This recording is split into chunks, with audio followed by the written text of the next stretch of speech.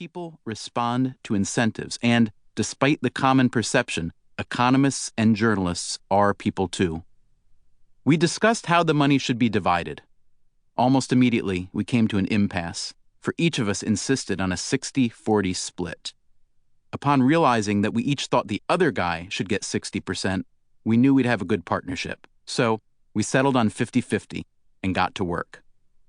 We didn't feel much pressure writing that first book because we genuinely thought few people would read it. Levitt's father agreed and said it was immoral to accept even a penny up front. These low expectations liberated us to write about any and everything we found worthwhile, so we had a pretty good time. We were surprised and thrilled when the book became a hit. As profitable as it might have been to pump out a quick follow-up, think Freakonomics for Dummies or Chicken Soup for the Freakonomics Soul, we wanted to wait until we had done enough research that we couldn't help but write it all down. So here we finally are, more than 4 years later, with a second book that we believe is easily better than the first. Of course, it's up to you, not us, to say if that is true, or perhaps if it's as bad as some people feared our first book might be. If nothing else, our publishers have finally resigned themselves to our unyielding bad taste. When we proposed that this new book be called Superfreakonomics, they didn't even blink. If this book is any good, you have yourselves to thank as well. One of the benefits of writing books in an age of such cheap and easy communication is that authors hear directly from their readers, loudly and clearly and in great number. Good feedback is hard to come by and extremely valuable. Not only did we receive feedback on what we'd already written, but also many suggestions for future topics.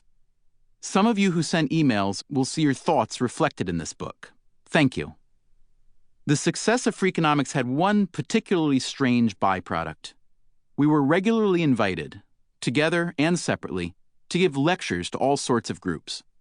Often, we were presented as the very sort of experts that in Freakonomics we warned you to watch out for, people who enjoy an informational advantage and have an incentive to exploit it.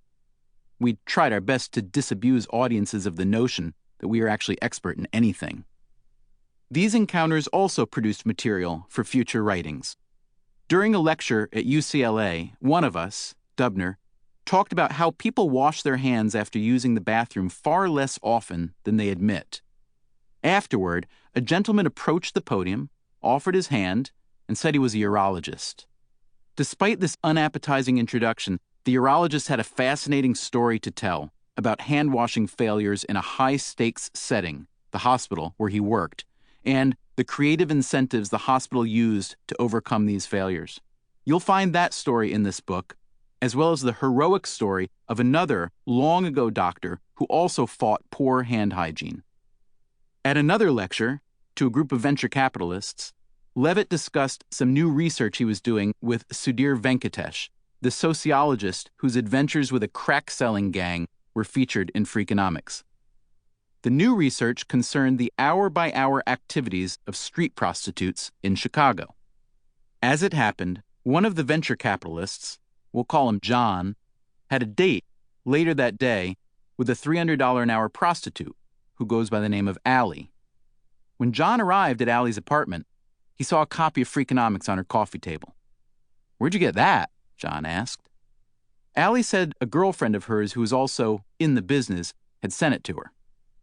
Hoping to impress Allie, the male instinct to impress the female is apparently strong even when the sex is already bought and paid for. John said he'd attended a lecture that very day by one of the book's authors. As if that weren't coincidence enough, Levitt mentioned he was doing some research on prostitution. A few days later, this email landed in Levitt's inbox. "I heard through a mutual acquaintance that you were working on a paper about the economics of prostitution, correct? Since I'm not really sure if this is a serious project or if my source was putting me on, I just thought I would put myself out there and let you know I would love to be of assistance. Thanks, Allie." One complication remained. Levitt had to explain to his wife and 4 kids that he wouldn't be home the following Saturday morning, that instead he'd be having brunch with a prostitute. It was vital, he argued, to meet with her in person to accurately measure the shape of her demand curve. Somehow, they bought it. And so you will read about Allie in this book as well.